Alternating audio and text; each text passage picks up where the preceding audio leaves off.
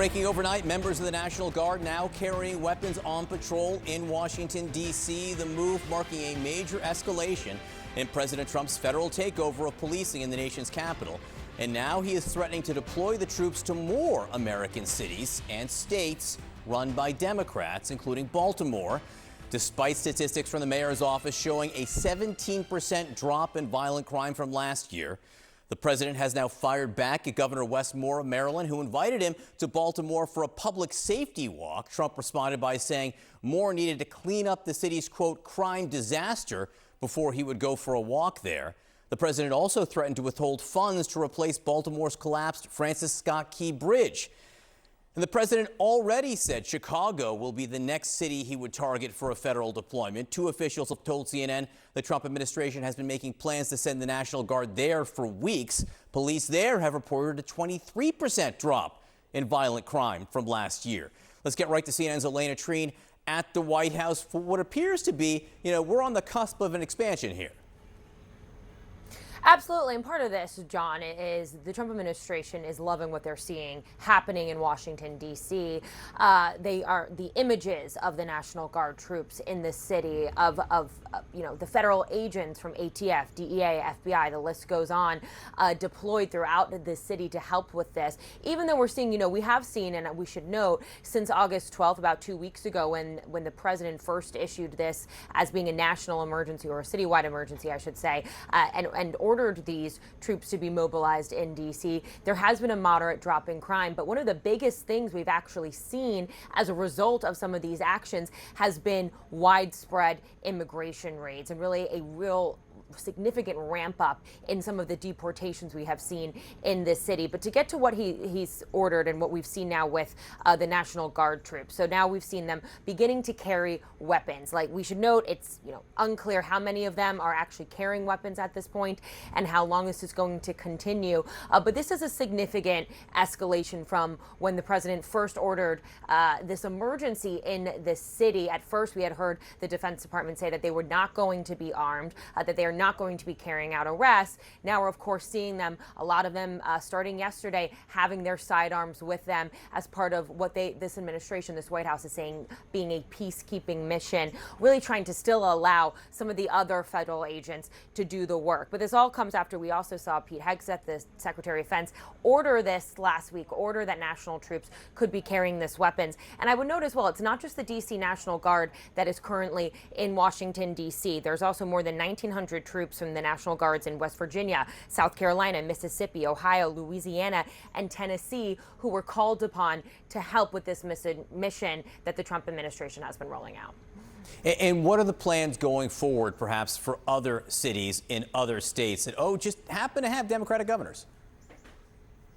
Right. I mean, it's very clear that the cities that the president is looking at targeting next all are Democratic-run cities. And look, this comes as you said it, but we have some reporting that the Trump administration had been planning for weeks now to mobilize troops to Chicago. That's really where the president has his sights set next. I actually asked him about this in the Oval Office on Friday because he brought this up. And I said, are there concrete steps that you are taking at this moment to have troops be sent there? Listen to what he told me. You said Chicago might be next.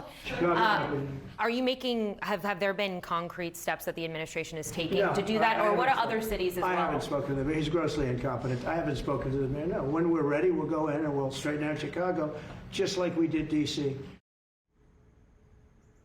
So as you heard him say there, that they haven't made concrete steps yet. He hadn't talked to Chicago's mayor yet about this, though he went on to criticize him, but that when they're ready, they'll be sending them. He also brought up New York as a potential other city. And as you mentioned, John, keep an eye on Baltimore, because we did see the president and Maryland's Governor Wes Moore trade a lot of barbs back and forth yesterday about all of this.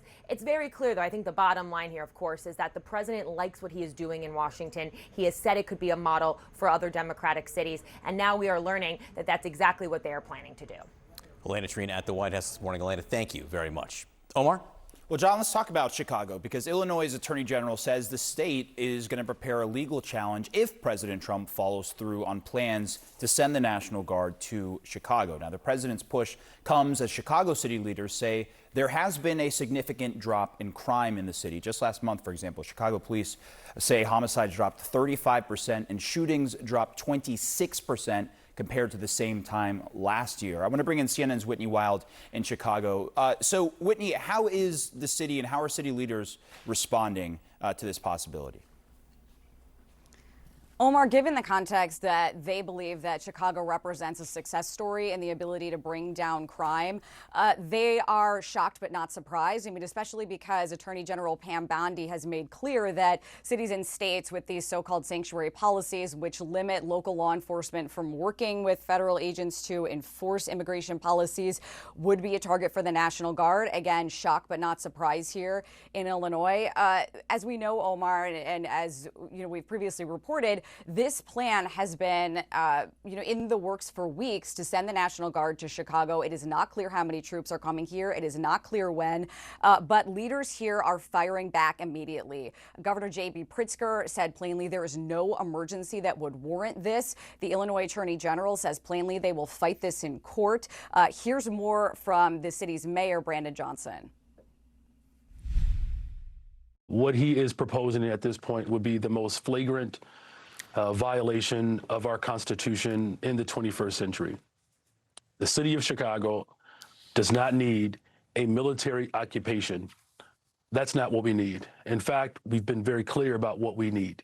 We need to invest in people to ensure that we can build safe and affordable communities. The Illinois Attorney General stressed that they welcome partnerships with federal law enforcement, but they are opposed to any deployment of the National Guard. And he said that the idea that the National Guard would be deployed here without any communication, any partnership with local leaders here represents authoritarianism. So very strong words from leaders here. Again, this is a Democratic-led state. It is a Democratic-led city. So no surprise that they are firing back as aggressively as they are, Omar. Finally, we reached out to the Pentagon. They had no comment. And then, Omar, I'll leave you with this. As Elena brought up, there were many states who allowed their National Guards to be deployed in Washington, D.C. The dynamics there, as you know, are very different. And so the question here is this going to look more like Washington, D.C., or is this going to look more like L.A.? And the read from our sources, our great reporters in Washington who've been reporting this out, is that this is going to look a lot more like the National Guard deployment in L.A. But the question is whether or not these surrounding states, like, let's say, Missouri, Indiana, Republican-led states, can utilize their National Guard and send them into a non-consenting state like Illinois. That is the big question here. We expect to learn more about this as the day unfolds, Omar. All right, I know you'll be on top of it. Whitney Wild, really appreciate the reporting.